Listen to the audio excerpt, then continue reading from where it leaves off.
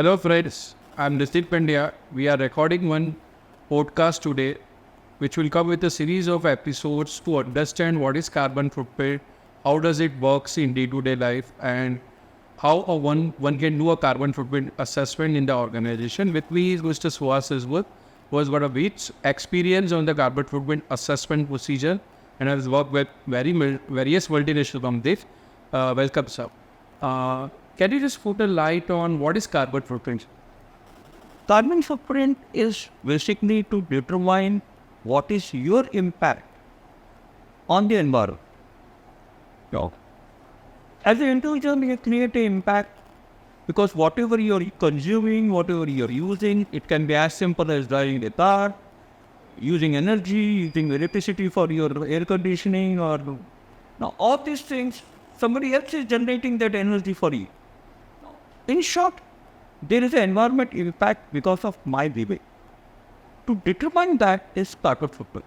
But why, sir, what carbon? Why not nitrogen? Why not oxygen? Why carbon?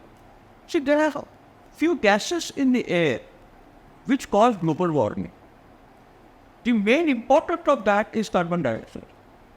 There are others like methane, there are some fluorocarbons, but since the majority is carbon footprint, carbon dioxide. Carbon dioxide is, you measure everything in terms of carbon dioxide.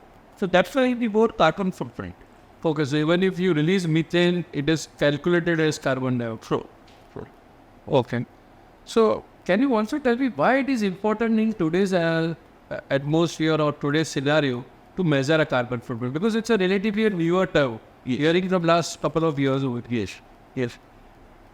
See, the thing is, global warming is not a new topic for everyone. Everybody knows global warming. Now, global warming happens because of few of the gases which are getting more and more into the air, which is causing global warming. As an individual, as well as a corporate, it is our responsibility to reduce it or to control it as much as possible, because it's a question of survival of human being. So that is why to measure carbon footprint is important. Now, you ask me another question, why measure? So that. The simple logic is I cannot control if I don't measure. Understood. So rather than just saying ad hocly I am reducing or I am much efficiently, it is always better to quantify. And that's why you have to measure it. So when you say measure, it will be for a specific period, specific timeline, or it does? Yes. Carbon footprint can be measured for an individual. It can be measured for a product. It can be measured for an event. It can be measured for a process. Generally measured over the year. So we always talk about year for carbon footprint for the year. Okay. In that case, whether an individual can also measure their own carbon footprint? Yes, definitely.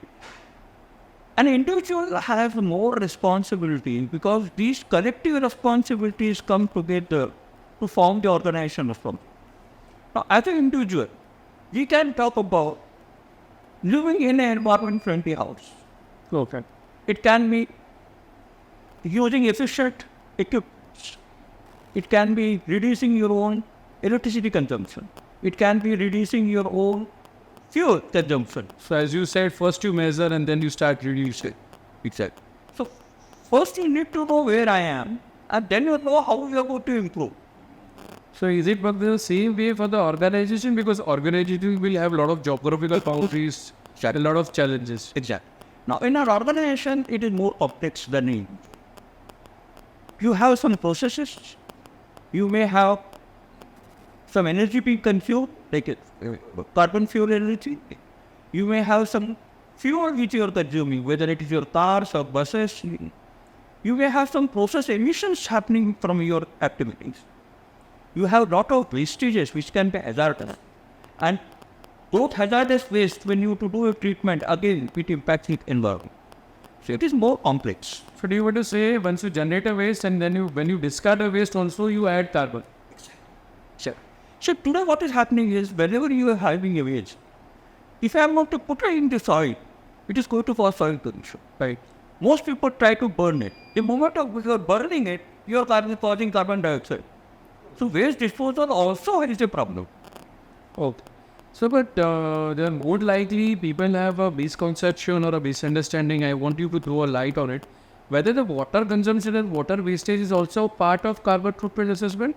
No, no.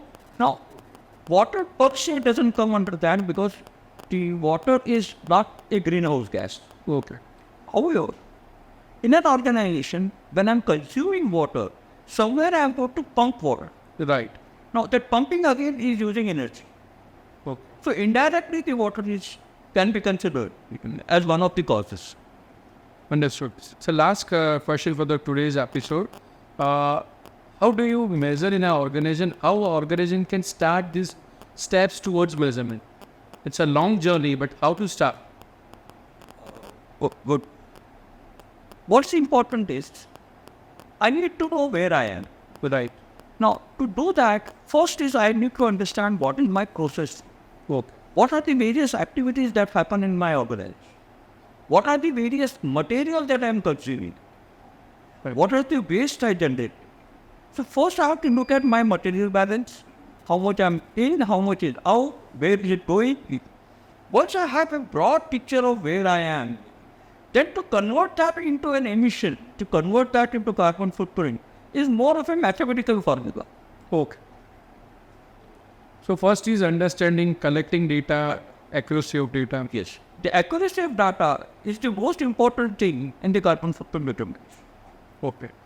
Thank you, friends. This was the first episode towards carbon footprint assessment.